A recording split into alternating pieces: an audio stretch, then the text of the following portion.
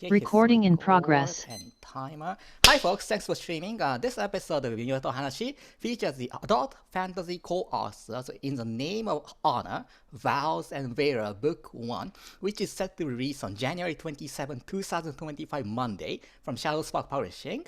Courtney and Clarke Collins from the state of Vermont. Thanks for joining me here, Courtney and Clarke, and this will be my first interview to feature two authors by taking turns, like those final fight moments of kung fu movies, like a 2 versus 1. So, yes, like the Raid Redemption back in 2012, that kicked our asses with 2 versus 1 fighting. So anyhow, Courtney and Clarke, can you briefly introduce yourself? Hi, everyone. I'm Courtney Collins. Thank you for having me. Thank you. Yes, and I'm Clarke Collins, and I'm great. I'm glad to be here.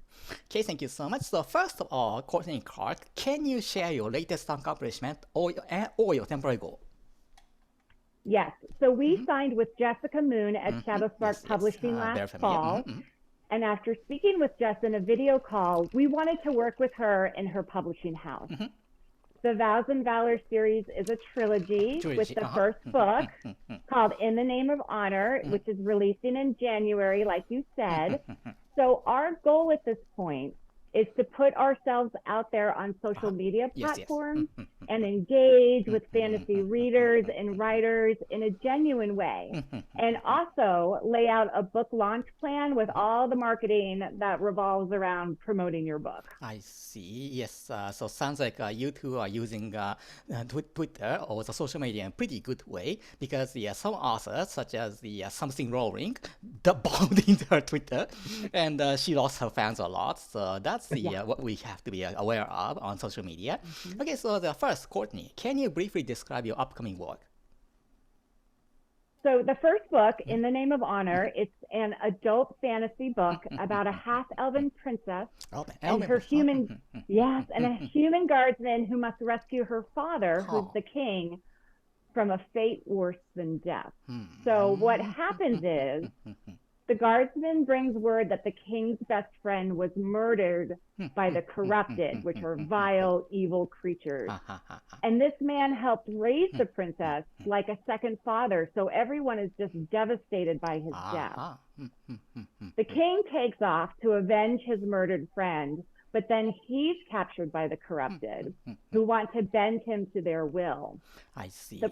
The princess is determined to rescue her father because she's more afraid of losing him than whatever dangers are ahead.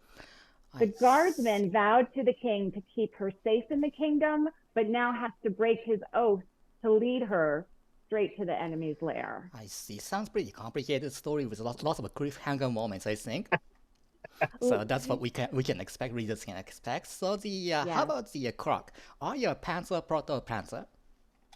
You know, when we started this journey a long time ago, we were absolutely pantsers. We let the characters tell us where they were going, and we just tried to capture it. But I'd say now that we've sort of refined our craft of writing, and as we're really getting into polishing our storytelling, we're sort of a mix. I think there's a lot of plotting that goes on.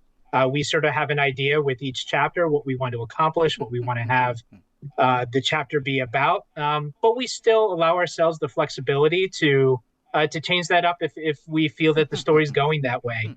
If a character is doing something and we just want to explore it, we allow ourselves the ability to do that.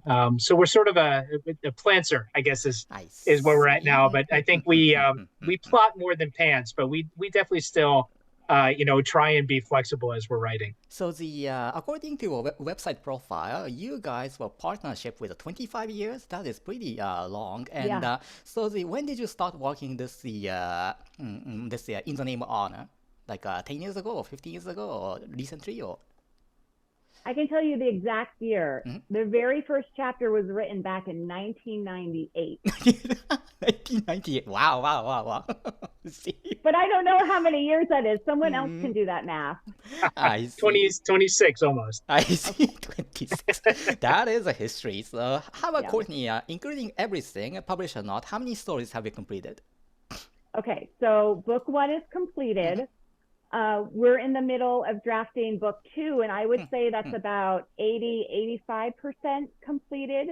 And what's great about the second book that we're drafting now is that the remainder of the story is mostly plotted out, like Clarke was saying. So we know how it's going to wrap up. And it's been really fun drafting the second book because it's been so long since we started the first book, right? And so with this book, we've been more intentional and systematic to, figure out the story arc and the character development, and it's really been flowing well. So we have the first book done, the second book mostly done, and then there's the third book, and that one we've talked about, and we know the beginning and we know the end, but we need to figure out everything in the middle. I see. It's gonna be another long journey for you too. I see. Yes. I see. How about the Clarke? How do you compose your characters and dialogues? It's funny. We originally, when we were writing, especially the characters, and giving them their own voices through the dialogue, we really felt like we were creating very unique, very original characters. And it wasn't until relatively recently that we realized just how much we've written ourselves into our characters. It's you can point to very specific dialogues and very specific moments when it's me. It's my life experience that I'm writing into the character. So I'd say we really pull from life experience. We pull from movies that we enjoy, characters that we enjoy, and sort of pull from different areas and really put together and create our characters into something new. I see. So when you compose your villain characters, do you take those bad people you met in your life? Maybe there's a few in there. Yeah. Maybe.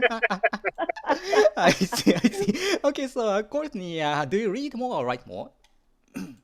I'm going to tell you this, and what I'm going to tell you is something I actually hear from a lot of people, not just myself, but something really shifted in me during the pandemic.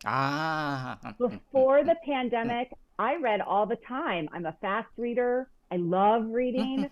I go through books regularly. But something happened during the pandemic, and crazy. I feel like now it's impossible to find enough time to read. And even if I come up with some time, I don't really have like the brain space to go into, another story. And so I'm really very frustrated because I'm not sure what this is about or why it's happened. But a lot of people seem to say, I just don't read like I used to. So I miss it. And these days I'm definitely writing more, but writing is a complete joy. And it's also something that Jessica Moon said to me. I think it was when we had the call with her, which is she said that once we're in her house, we can devote more time to writing because we're not going to be spending time looking for a home for the Vows and Valor series. Like we'll have the home there.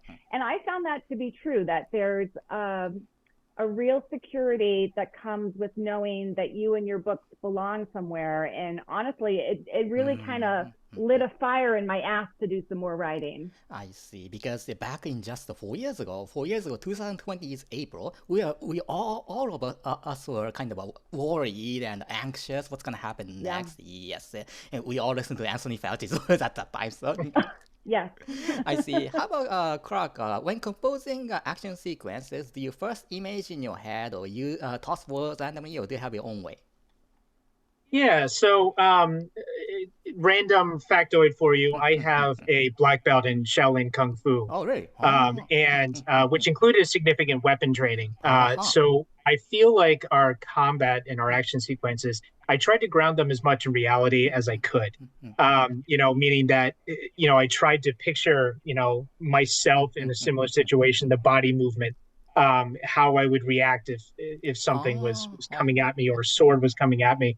Now, unfortunately, that doesn't always help when you're fighting a 2-story tall dragon. But I still try, and when we're writing the action, we really try and ground it so that it feels real and it feels relatable, but also fantastical. We want to make sure that our story is an epic fantasy, so we want people to really be transported in the action sequences. So, there's magic here and there. There's fighting dragons and and goblins. So I'd say it's a real mix of my own experience with my kung fu training and just really trying to work in more fantastical approach to the action so that it's it really grabs you and it's pretty intense. I see. Because the Arisa Lanseng, I interviewed a couple of months ago. She said kind of the same thing because she does those martial arts training and she tries to incorporate with her experience. So yes, maybe I have to learn karate someday to make my action sequence better. So, and how about Courtney? Can you name recommended 3 books that popped in your head? I can, but there's a catch. These 3 books are all coming out within the next year, just like ours is. And that's because I have this small, close-knit fantasy writing group. And as luck would have it, we all signed with small publishers at the same time. So the first book I want people to know about is by C.W. Rose. Her book is called Ocean Song, and it's coming out this summer. And it's a mix of like The Little Mermaid meets Romeo and Juliet. The next author is Erica Rose Eberhardt. Her book is called Tarnish, and it comes out 6 days before our book. And hers is a sapphic fantasy with dragon and magic twist. Sounds great. And the third author is Cassidy Corsi, and she also signed with Shadow Spark Publishing like we did. I see. And her book is called Fallen's First, and it's coming in September 2025. And her book is about the 7 deadly sins in demon form. Okay, sounds great. Yes, all titles were pretty new to everyone, I think. So we're looking forward to it. And how about Clarke? What are your hobbies other than reading and writing? So, I've been an avid video gamer for, it sounds odd to say it, but for about 30 years now, I've been playing video games, and so I'm still a pretty big gamer. I also appreciate like a tabletop D&D type of campaign. I would say that in general, the Venn diagram of people that enjoy to read or write fantasy and those that game that's pretty much a full circle. I see. But I'm also, in my advanced age, I'm trying to pick up guitar. I'm not sure if what you would call me doing is music, but I'm trying. And I'm also the cook for the household. So, I really appreciate trying new recipes and messing around around the kitchen, and because good food is life. Yes, so, exactly. I see. So maybe I'll have the gamers interview someday with you. Okay. So there you go. Okay, so we got less than a minute, so let's wrap up. So any message to those watching this interview? I would love for folks who are listening to come find us on any social media, because it just about killed me to set up accounts everywhere. And I do mean everywhere, meaning a website and Twitter and Instagram and Threads and TikTok and Facebook. Way too many. And so too many. And but I'm interested in following back fantasy readers and writers. And I would also like people to know that you can add In the Name of Honor on Goodreads, which would be like the biggest support right now. Thank you. And how about Clarke? I mean, really, it's the same message. We really are out there. We're I see. And I say we, like I do a lot. Courtney is really the one that's behind it, but she's really pushing in the social media and trying to get a fan base. And the more people we can get in there, the better. I see. Okay, great. Thank you very much. So finally, what is the most encouraging phrase that you recite when you want to pump up your motivation or crawl up from rock bottom? Okay. So first of all, step number 1, I flip my hair like this. Oh, I see. And then secondly, I remind myself that life is just a series of ups and downs. Exactly. And so you need to enjoy the ups to the fullest when you have it. And then just kind of grit your teeth through the downs, because you're always going to get through to the other side where the ups are. I see. So when you do those kind of a hair twirling motion, it's going to be slow motion like 300? Yes. Like the no, I love that. I see. Okay. Okay, so thank you very much, Courtney and Clarke. Their work is called In the Name of Honor, Vows Vera Book 1, January 27, 2025, Monday from Shadowspark Publishing. So folks, if you're interested in them, please pick their work and follow their account at CCOLLINSWRITER and CRAZYIVAN19. Yes, Collins writer and Crazy Event 1919. Truly appreciate your participation. Okay, thank you for the participation, Courtney and Clarke, and wish you great success, and we'll keep in touch. Thank you. Thank you.